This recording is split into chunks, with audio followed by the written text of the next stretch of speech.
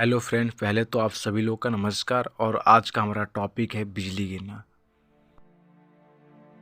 आसमान से बिजली गिरना कोई मामूली बात नहीं होती है। बिजली दुनिया की सबसे ज्यादा घटने वाली प्राकृतिक घटना है।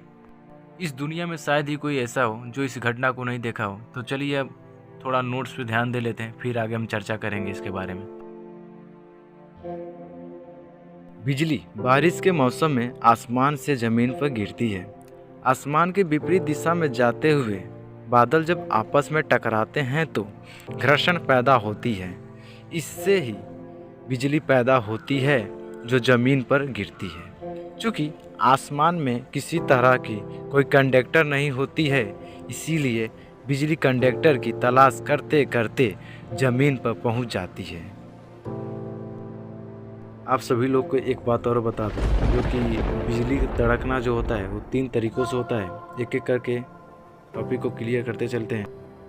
जो कि पहला होता है इंट्रा क्लाउड, मतलब बादल के अंदर। बादल में पॉजिटिव चार्ज और निगेटिव चार्ज भी होते हैं। जब एक दूसरे के पास भारी मात्रा में आते हैं तो बिजली पैदा होती है, जिसे बादल के अंदर बिजली चमकना कहते हैं।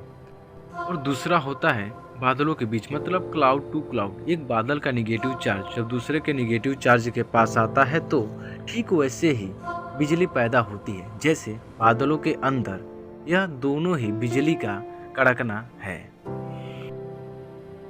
और तीसरा इसे कहते हैं बिजली के चमकने, कड़कने के साथ बिजली का गिरना, यानी क्लाउड टू ग्राउंड। बादलों का निगेटिव चार्ज जब धरती में डिस्चार्ज होता है तो उसे बिजली का गिरना कहते हैं।